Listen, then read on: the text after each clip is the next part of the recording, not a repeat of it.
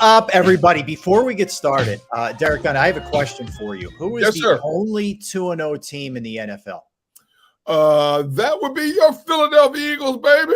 That is correct. We are on fire right out of the chute today. Yes, Eagles go to 2-0 last night with a win over the Vikings, 34-28. Welcome into Sports Take on this Friday, where we recap everything that went down. You know, we don't usually, sometimes we do, but most often it's the Monday where we're really digging in. The Fridays are rare, so it is kind of cool. What's up, everybody? I see you, Sherry, M. Reyes, Twiz, So Dope, Mr. Taz, whoever else I missed. I just keep coming, man. Keep hitting me up, and I will get you as you come each fast and furious here. Wow.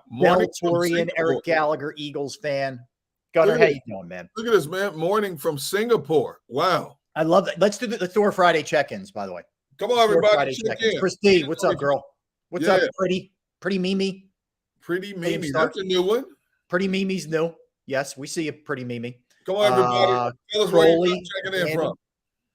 Let's see. Where is Pretty Mimi from? I don't know. It's a good question. What's up, Michael? Hope you guys are well. Yeah. Hanging out on South Beach, Dope King. I feel you. Yes. You've been hey, Dope King, have you ever been to the Crab Shack down there? That place is only open seasonally. They sell these stone crab claws, Rob. I know you're not a big seafood aficionado, but let me tell you something. Cold stone crab claws with their particular dipping sauce. I heard it's ridiculous. I've make never your been. Knees freeze and your back crack. Oh, my man. Woo. Mr. Taz is in media. Our girl Christy is in Lisbon. We know that, Portugal. John Dickerson is coming from the depths of Derek Gunn's mind. Miguel is in Monterey. Steve is in northern Mexico. Monterey is beautiful, man. I love it. Beautiful area. Ooh. I heard, I've never been. I've heard that is one of the most gorgeous spots that you could possibly, see. So that's awesome. And the guy from Singapore, my middle daughter was in Singapore years ago, said it's the cleanest city that you've ever seen. And as a matter of fact, it's a fine. You could get jailed if you drop litter on the streets. Yeah, they don't play when it comes to stuff like that. This was like, how old is she now? She's 33. So this is probably when she was in her early 20s. She was there, and it's either a fine or you can get arrested for littering. And I'm like, what? They should do that in America, man, because people got trash all up and down the highway. Yeah, that's another story for another day. Christy, I had to pop upstairs I had some leaking issues in the basement. So you all good? Yeah, it's been an ongoing issue which we thought was corrected, but it was not. So it's nothing major. Yeah. But pain in the butt nonetheless. But anyway. Yeah, we'll get it straightened out. So I had to take the show on the road, so to speak. About 3 flights of stairs I climbed. So all right, Gunner. So let's look back. And by the way, appreciate everybody checking in, man. You guys are awesome. Father Sean, I see you. But yeah, Spanish Philly was he in Cali? All right. Anyway, good to see everybody. But yeah, Eagles win 34-28. Derek, and it's funny. Normally, if you're 2-0, one of those wins is on the road against Bill Belichick. The other win is, with a 4-day turnaround with a really banged up crew. I think normally under those circumstances, and perhaps that should be the case here, but people would be a lot more elated if that was the case, right? But I feel like, at least a little bit, just sort of gauging things, that people are a little bit torn right now. And by the way, Tone, if you could bring up certain folks out of the chat, I can't do it right now because I'm on my laptop as opposed to my desktop. So just an FYI, if you want to do that, feel free. But anyway, there you go. Thank you. Shane checks in. He says, I hate to be that guy, but Smith and AJ won't last long term if everything don't go AJ way. He started putting on a show on the sideline. All right. Let's address that then. Shane, thanks. All right. Okay. So yeah, I appreciate AJ's competitiveness. I understand the position of wide out D-back. You're going to get divas. It's part of it. But you have to understand, I'm a big time and place guy. And what I mean by that is, look, it was a night where you weren't necessarily throwing the ball very well, which we'll get into in a second, but it was a night where you were destroying them on the ground, which means there's going to be less opportunities for passing plays. Now, I know Devontae got his. I get that. For him to react like that in game 2 under that circumstance, I thought was out of line. For him to do it in that setting, do it behind closed doors. You got an issue with anybody, take it up with them. And then there's debate whether he was getting into it with Devontae. There was debate whether he was getting into it with Jalen. Nick's got to come over, calm everybody down, move everybody on. What's up, Fitness Rebel? Move everybody on. It's a bad look, in my opinion. He did the same thing in the playoff game against the Giants, where the Eagles were rolling too. Well, this is in hindsight of him coming out this past spring or summer saying that he will never be a distraction. He never wants to make it about him. And lo and behold, second game into the season. Now, granted, he's frustrated. He has only 11 catches in 2 games. For a guy who had almost 1,500 yards, I get it. But the bottom line is, especially coming out of a gate when you guys didn't play as a unit in the preseason, is it takes time. It's a trial and error situation. And let's face it, I've seen 2 patterns here where these teams, this Eagles team has jumped out to big leagues and then have to hold on and had to rely on turnovers in both games to get the job done. Mm-hmm. So, AJ, it does sound like you're making it about yourself. Now, Devontae tried to diffuse it after the game. Some players like Dallas Goedert said, I didn't see it. Hold up. Whether you saw it or not, you on the sideline, you heard about it. Yeah. You know something about it. So don't tell me you didn't see it. Okay. Yeah. Nick Sirianni has to come up, and Nick got a little testy after the game when people wanted to talk to him about it. He first denied that he remembered it, and then he was pressed on it, and he was like, I'm that stays in-house, and all that, but which he could have done right away. Yeah. And then on the prime post-game show, they bring 2 players out to the set, and they had Jalen Hurts and Jason Kelce in the set. And, and I thought Jalen was very eloquent in terms of describing. He said, look, AJ's my best friend. We understand he wants the ball. He's a playmaker, wants the ball. We understand that. But, there's nothing going to be long-term here between us. We'll get through this and we'll fix some things. So they diffused it as well as possible. But you're right, Rob, to play off of what you said.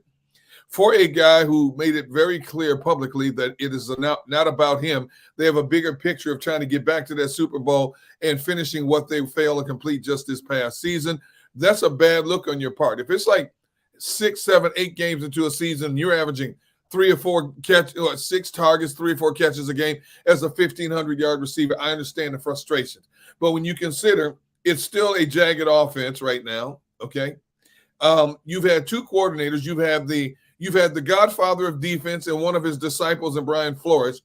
Both frustrate your offense to a certain degree. You have to understand the bigger picture is we're working through this together. And he stepped out of line, stepped out of character in this case. Yeah, I mean, you could just go back to week 1, for example. Goddard got 1 target, no catches.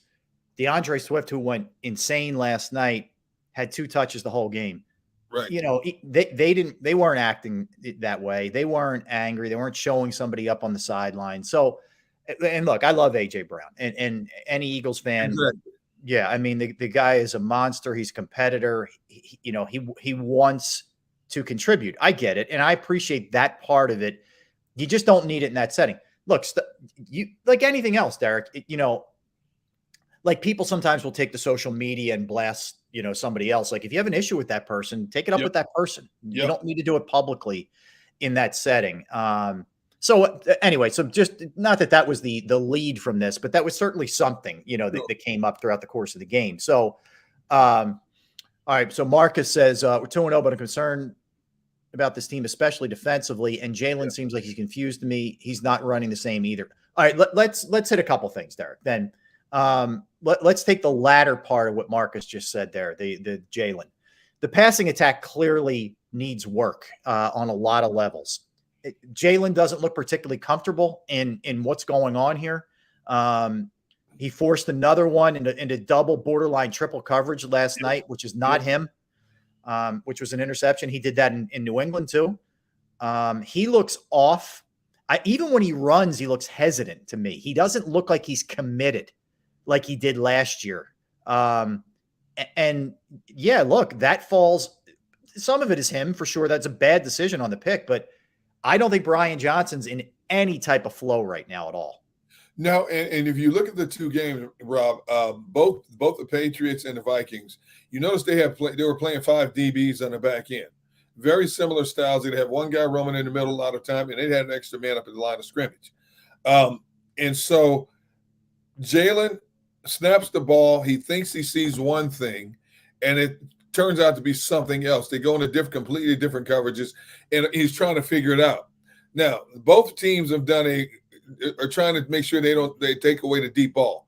Now they hit him a couple of times to Devontae Smith with deep balls, but for the most part, the deep ball is part of their game is not there yet. So what do? You work it underneath, and he's missing open targets underneath. Yep. And I think that's the biggest concern. And that interception, sure enough, I don't know if it was a throw out of frustration, but I can't remember the last time I saw him throw in an obvious double coverage like that. Not since 21 when he took over as a starter. I didn't see that. I mean, I can remember at maybe 1 or 2 of those the whole year last year. It seems like. Yeah. And I think we all, and me too, man. I'm in the front of the line with this, but like we all assumed that the offense was just going to be, boom, take off, hit the ground running. Yes. It's a new coordinator. Like how I know he knows Brian Johnson. I know Brian Johnson was there, but it's not Shane Steichen. He developed a rapport with this guy. He had him 2 straight years. That was the first time he had 2 straight years with a coordinator since he was in high school. It's going to take a minute, and it's taking a minute right now. I don't think Brian Johnson has a feel for the RPOs. Like that 3rd down on the first drive, Derek, was an awful play call. It's just flat out awful play call. And the other thing I'm noticing a little bit, and I think you have a different observation on this, but it seems to me like Jalen's running into the blitz a little more than I picked up on last year. How do you view what's going on there in the pocket? Here's what I've seen. Two defenses. What they're doing is they're playing more disciplined in terms of defending against him. If you look at the edge rushers, when they crash, they don't continue to crash trying to get to Jalen. What they're doing is they're rushing to a spot, and they're trying to keep him in a corral, which kind of floods the middle as well a little bit. It's not giving him the same open lanes for the most part that he had continuously all of last season.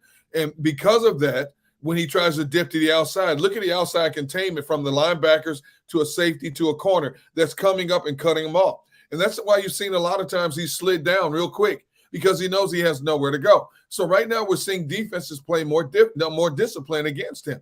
When you've had 6-7 months this offseason to study the film of what this explosive offense is capable of doing, you've got to try to find a way to diffuse it. Now, I guarantee you everybody who's a defensive coordinator was watching how Bill Belichick defended against him the first game and said, hey, that works somewhat. We saw Brian Flores do some of the same thing. The difference is Flores doesn't have the same personnel that Belichick does. He doesn't have a Matthew Judon in the middle of that defense. Doesn't have the overall personnel. Now, how does Brian Johnson and Eagles counter? You have 11 days now to figure this out because Monday night, say what you want to say about Tampa Bay. They have a much better collection of defensive personnel than both New England and Minnesota combined. Yep. A Todd Bowles defense will give this offense problems if they don't fix this thing in 11 days from now. Yeah, Kelsey was interesting after the game. He said, look, we're getting very junked up looking defenses. We're never going to get cover 1 vanilla stuff that some teams get. We're just not going to get it. And we need to figure it out. They're countering what we did last year as we expected. But we got to be a little bit quicker to fix this thing. And he wasn't pointing fingers. He said, all of us, we all have to be better. So the passing attack is a work in progress. Here's the good news. You get 11 days off. Yep. Okay. You get some time. Not only to their bodies are going to need it. We'll get to the injuries in 1 second, but their bodies are going to need it. But also the coaches are going to get together and figure this thing out and work on counters to what is being countered on them. So I definitely think it's all over the place. I think there is maybe a little bit of frustration, coming to play here with Jalen. He'll never admit that, but I think there's a little bit of that. I think Brian's getting a feel for it. I think Nick's getting a feel for Brian. So there's a lot of different things at play here with this offense. Look, the good news is you have the ability to go to a counterattack, which a lot of teams don't. Like, for example, You look at the Vikings last night, and this has been them through 2 weeks. First of all, letting Dalvin Cook walk was absolutely idiotic. Yes. Stupid. They have no running game. Alexander Madison is a backup in every sense of the word. Okay. So the Vikings last night, Gunner, rushed for 28 yards. Okay. The Eagles comparison, 259. Yes. You talk about one-dimensional. That Vikings team, all I would ever do is pin my ears back and just try to get after them. So anyway, my point is the Eagles, even though they weren't passing it well, then all of a sudden, all right, we're going to run the ball. Boom, and it's explosion time, and they just gutted that Vikings defense in the middle. See, Alexander Madison is the battering ram that softens up a defense, and Dalvin Cook was a home run hitter. The Vikings missed the opportunity, even if you weren't going to keep Dalvin Cook, to find a back similar to him. You can find a lot of those type backs a dime a dozen coming out of college, and you obviously didn't. Madison is not a guy to carry the ball 25, 30 times a game. He's not that explosive home run hitter. And a couple in the fact the Vikings were down a couple offensive linemen. They were down to their third offensive tackle before the game. That's fair. You're right. They were banged up. That hurts a lot. But when you're playing to the strength of an Eagles defense, like those two tackles, Jalen Carter and Jordan Davis are playing right now, you're not going to have much of a running game. What scares me is this defense. Now, granted, they had a bunch of kids playing on the back end. This defense knew that the Vikings were going to have to pass. And I don't think, as well as they played against the run, they didn't do enough to make Kirk Cousins uncomfortable on the back end of that defense. And sure enough, as this game unfolded, especially when Avonte Maddox went down, my concern was you got a bunch of guys running back around back there like Keystone Cops trying to figure out what's going on. Darius Slay, the only veteran back there, and sure enough, the passing game torched them. Yeah, no question. And that's the thing. That's why I'm not like people are the beginning of Marcus's chat question towards us was he's worried about the defense. I'm not. I'm not telling you everything's perfect, and they may lack a little bit of personnel, but let's face it, man. You're talking about last night. No Bradbury, no Nakobe Dean, no Blankenship. You and maybe Gunner, you'll give us an update in a second, but no Avonte Maddox as the game went on. You had guys either at linebacker, but in particular at cornerback and safety who had played very little or any football at all in their life. And they're going against Justin Jefferson, Jordan Addison, and TJ Hawkinson. Even the best guys are going to have a tough night with that crew. Okay. So I'm not panicking that there were some major breakdowns and guys were in like different zip codes sometimes trying to cover guys. Okay. I'm not as concerned with that as maybe some other people are. Well, Howie may have to make a move here and bring some veteran personnel in here in a span of 11 days. And I would be surprised if he didn't, especially if what I heard and what I tweeted this morning is true about Avonte Maddox. You're going to need some help. Now, we're almost guaranteed that James Bradbury is going to be back out of concussion protocol. So you have your two corners solidified. The safety position still don't know about Blankenship. I would imagine he's going to have 11 days to heal up those ribs. He should be back out there. But you're going to have to rely on these kids. The injuries are piling up on this team, Rob. And what did I tell you during the offseason? I hope it doesn't come down to being like that 2005 season where we saw multitudes of injuries which cost that team from getting back to the Super Bowl. That 2005 team was armed to be a repeat NFC representative in the Super Bowl. And all of a sudden it was like COVID going through that Eagles locker room in terms of injuries. Now we're seeing injuries where guys are nicked up. But Nakobe Dean, out extended period of time. Avonte Maddox, if what I'm hearing is true, he could be out possibly for the season if that pec is torn or if it's a chest muscle. They're still trying to determine exactly what it is, or they're not telling exactly what it is just yet. Yeah. So real quick, Derek. Yeah. So John Clark's saying it is a pec injury. So it's a pec. From what he's hearing, and we'll get further on that. But if that's the case, that ain't good. I can tell you that it's really not good. If it's a torn pec, you can kiss his season goodbye. It's a shame because he's such a good dude. He's such a fearless player, but he plays a lot like Bob Sanders. He plays so fearless and reckless that he hurts himself a lot of times more than he does the opposition. Yep. And unfortunately, this might cost him a season. Okay, so if that's the case, you're going to have to try to find some help from somewhere. Now, when you're playing with a bunch of kids it's always better to play when you come out on the winning side of the ledger. So Goodrich gets in there, Job gets in there. All these guys got some valuable experience, and some of them may be counted on again. Sidney Brown got in there. They be counted on again come Monday night, 11 days from now. But I don't know if you can continue to go this road for the duration of the season if players keep dropping by the wayside.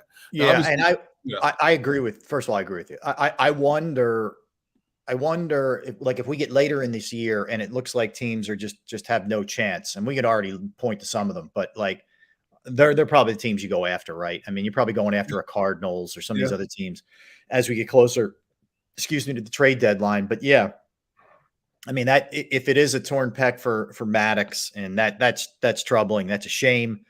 I worry about that with Sidney Brown just being able to stay healthy too with the way he throws himself around. But anyway, the good news is I will give credit where credit's due. I didn't think he was great week one, but a lot of props to Zach Cunningham, who I thought really stepped up last night and played excellent for them. Cunningham balled out last night. And as I mentioned on the pregame show, they went into this game with no true inside linebacker. They went into the game with 3 outside linebackers. And of course, you saw that Ellis was moved over to the middle, And Ellis played pretty well in the middle, but Cunningham really stood out in terms of how he stepped up. And I said before the game, I had my reservations about Cunningham. I'm not a big Cunningham fan. But, man, did he show up at big times last night in that game. Hopefully that's a sample of what's to come with him, because they're going to need him definitely while Nakobe Dean is out. Absolutely. So that, look, that's a good sign of what we saw.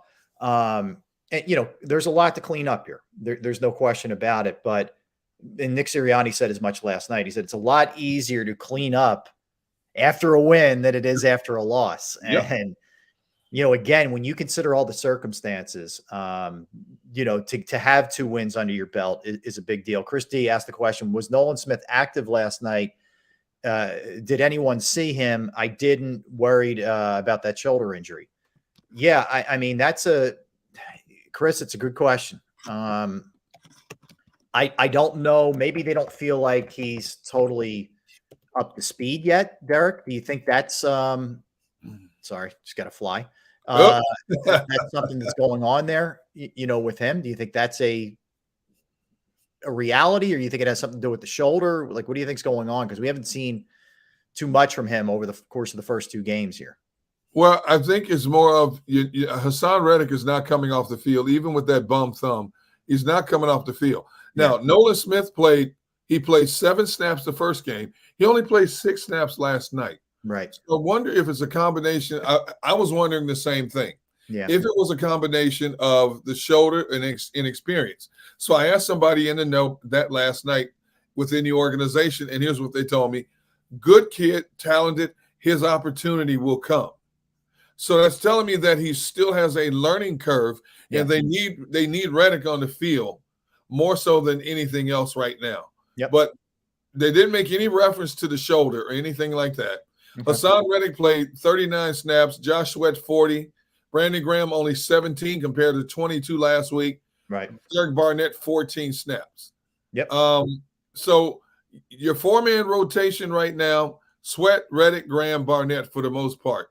And it looks like Reddick and Sweat are getting more snaps, more so than the other two. Now they're playing them more. Why right now? I don't know. And with the fact that Nolan Smith has only played 13 snaps, based on the fact that no one told me last night that it has anything to do with the shoulder. It was just that his turn will come, tells me he's still growing as a pro football player at that position. Okay. All right. Let's get a timeout. And look, we barely touched on it, but let's get into the night that DeAndre Swift had, man. What a homecoming in an Eagles uniform for a Philly kid who went to St. Joe's Prep. He went nuts last night. So we'll get into that. And how the heck did he get 2 touches the week before? I would love to. But we will cover that. And then we'll get into the Eagles defense. And then, Gunner, at 1:30, we're going to look ahead to the NFC East games this week. We'll also include the Bucs in there since they're the Eagles' next opponent. Yeah. And then we'll do our NFL segment, and that'll include the best games of the week we'll preview. We got a lot in store for you, so don't go anywhere. We keep it rolling. All Eagles, all football, all the time right here on Sports Take. That's Derek Gunn. I am Rob Ellis. I want to tell you right now about Bravo Pizza of Havertown. Bravo Pizza of Havertown is family owned since 1985. I've been going there since I was a kid. I'll be in there a little bit later this afternoon to get some Friday din din. Yes, I love the grandma. It's like the upside down pizza that they have, but they have 20 different styles of pizza for you, and they have specialized pizza however you want it. So you call up, put a request in, and they'll take care of it. But if you're not up for pizza, they have fresh pasta, they have sandwiches, wings, wraps, salads, you name it. A Bravo Pizza of Havertown is also committed to the community. They have fundraisers for charities, for schools, for little leagues, where the proceeds go to the organizations. They had one this past Monday for Team Foster, which helps raise money for service dogs for our military folks. So just an absolutely awesome cause. You could follow them at the Bravo Pizza of on Instagram and Facebook for daily specials and promotions. They're located at 1305 Westchester Pike, Manoa Shopping Center, Havertown, 1305 Westchester Pike, Manoa Shopping Center, Havertown. You can give them a call, 610-446-3810, 610-446-3810. Bravo Pizza of Havertown. Here's a little sampling.